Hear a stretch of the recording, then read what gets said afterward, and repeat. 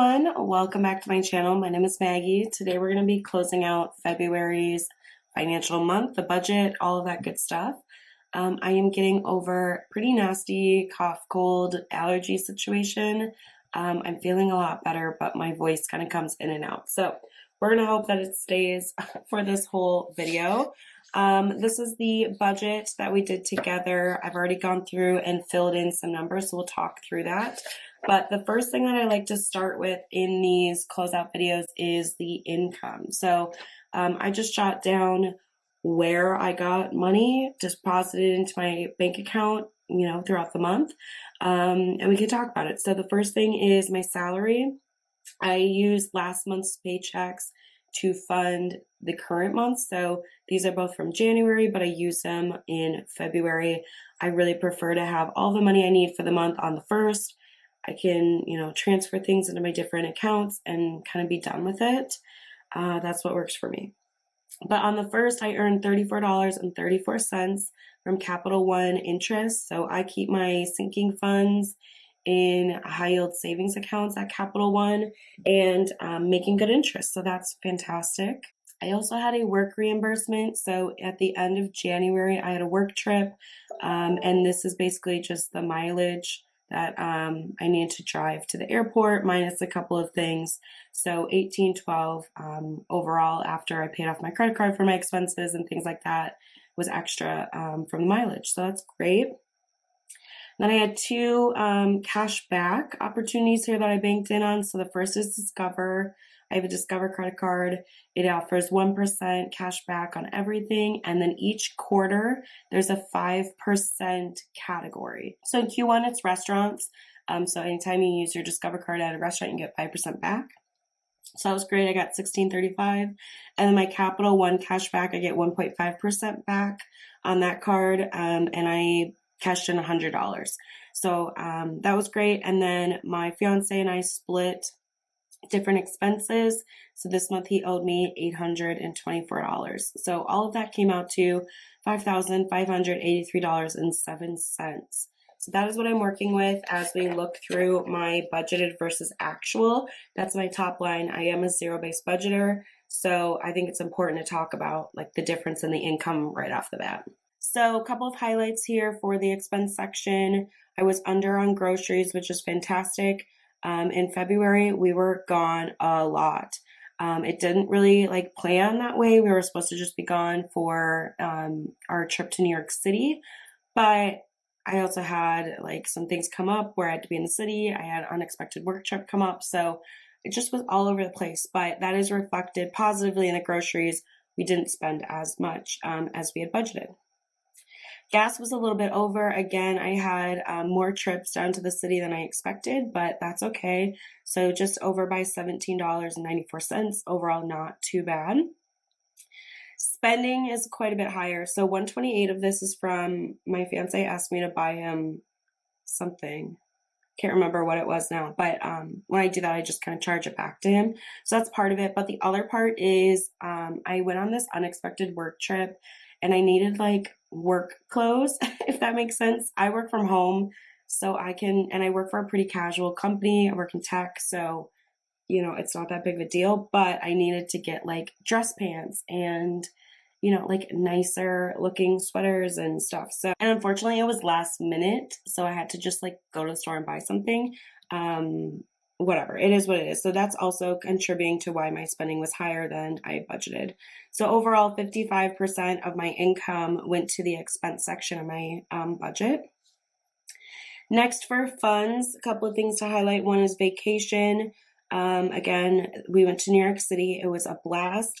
It was more expensive than we initially thought it was going to be, but that's okay. I was able to still cash flow it, but that did take a little bit more out of my monthly budget than I anticipated it would.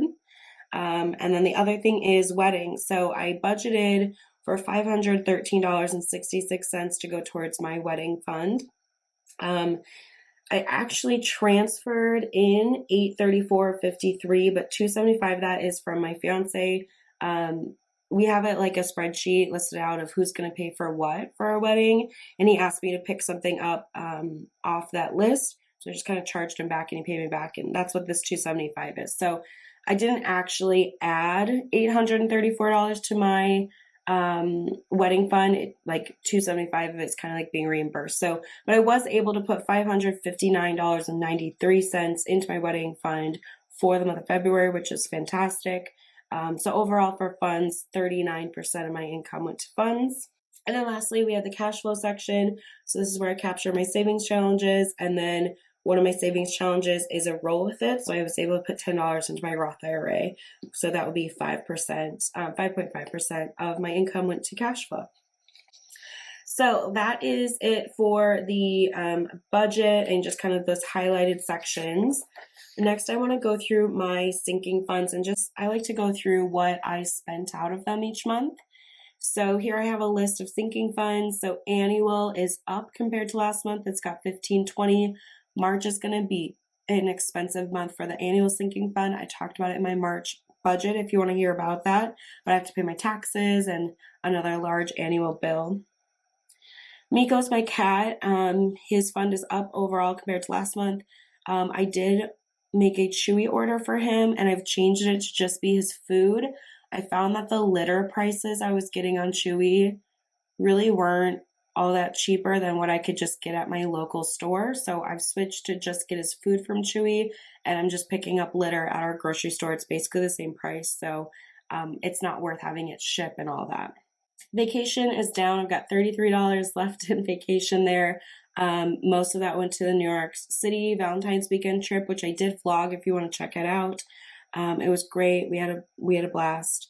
Beauty is up. I really only bought one thing, and that was a replacement cleansing balm to remove my makeup at night. So I'm feeling good there. Didn't make any purchases out of gifts.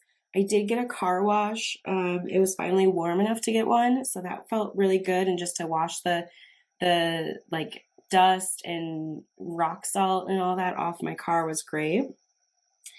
Giving, I did purchase some Girl Scout cookies from our local troop, and they have the option to buy boxes that are be donated. So I did buy a couple of boxes to be donated.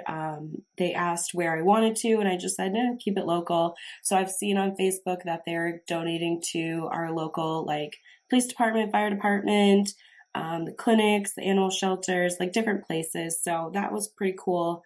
I think that's a great program. So I did take, I think, like 10 or 15 bucks out of giving to do that. Didn't spend anything out of health. And then home, life, throws you curveballs sometimes. My garbage disposal stopped working and needed a replacement. Thankfully, I had someone that was able to just help me do that pretty quickly. So it didn't have to be this whole thing that I had to like hire someone to, do everything, but did have to buy a new garbage disposer. So that is that, but that's why it's good to have a home fund. My fiance and I are in the process of reviewing what our future budgets will look like together and what categories.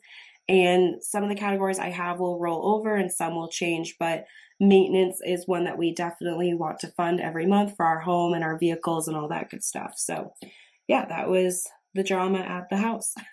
Okay, so let's go through and quickly update the trackers. So this is my wedding and honeymoon tracker. So this is what I'm working on. We are getting married this summer in June. So I am trying to save $4,500 before the wedding. And I'm on track. I'm not too worried about it. So this month I was able to put the $559.93. So I've already made a mark of where I need to be. So I'm just going to start coloring this in. We had other savings and I saved last year for the wedding. So this isn't all of it, but basically we're at the point now where the wedding should be pretty well like fully funded. And now we're moving on to saving for the honeymoon. We've already booked the honeymoon. So I guess we have paid for the flight and hotel. But as far as like spending money, and the hotel we're going to has a nice spa. So I'm hoping to book us like a couples massage while we're there, and any other excursions. We're going to Hawaii. So I'm excited for that. So that's kind of where the focus is shifting at this point. What other wedding stuff? I've got my second dress fitting in March, and then I also have my hair and makeup trial in March. So it's starting to feel real. I mean, June isn't that far away, so it's coming quickly. So that's the updated tracker there. Next, we have Margaret's Money. This is for keeping up with my retirement savings goal. So this year I want to save 20% of my gross salary towards retirement. This month I was able to put $1,278.22 towards retirement. And this is between my 401k, my HSA, and my Roth IRA. So that's really great. I'm just going to color in this tracker with the progress bar. I think at this point, I'm 29, I turned 30 in 2024. This has to be, a priority going forward. And it's just nice to have a little bit of a tracker to see how I'm doing. The last one is my mortgage amortization schedule here. So I have a mortgage, and ever since I bought my townhome, I've been making one extra payment a year. So that over time snowballs. It's just kind of like any other debt. You start paying less in interest and more towards the principal. So what I have here is a chart.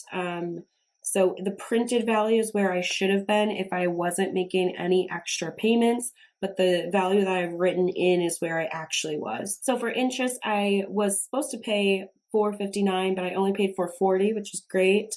For principal, I was only supposed to pay $293, but I actually paid $375. So that's fantastic. My balance should be at $141, but it's actually at $136,072. So this is the magic number we're going to be looking at as I bring over the second sheet. So as I surpass the values, I mark it off. So 136,072 is less than 366, so we can highlight this. But 072 is not quite lower than 054. So I won't be able to cross off September yet, but maybe next time I'll be able to. A couple times a year I can highlight 2, which is oh so exciting. But it's great. I mean, this is something that you slowly chip away with it, and then it starts to gain a little bit of momentum, and it's great.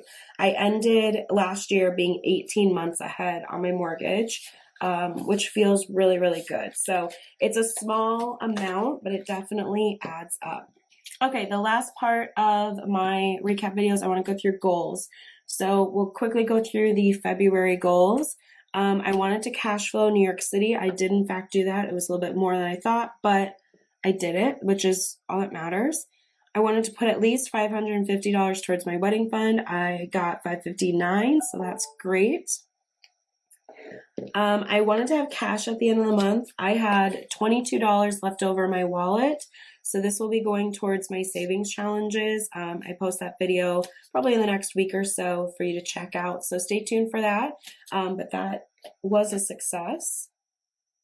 I did not want to stock up on anything, though I am glad I stocked up on health stuff in January for like colds and flus because I needed all those cough drops and Kleenex and stuff like that.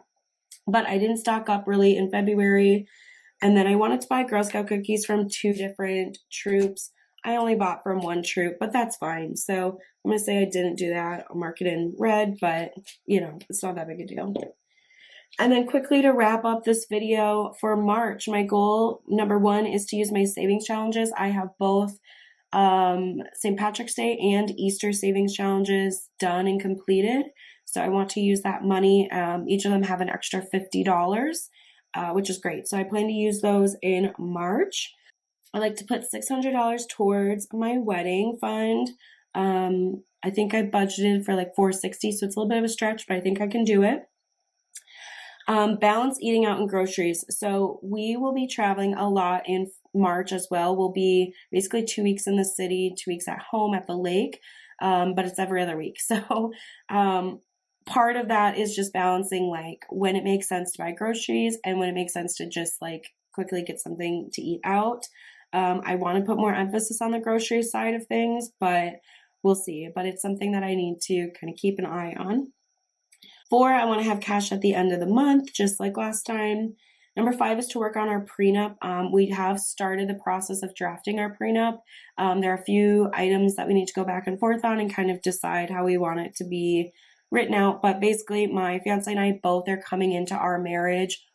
We both own our own homes. We both have, investment accounts. Like we both have assets.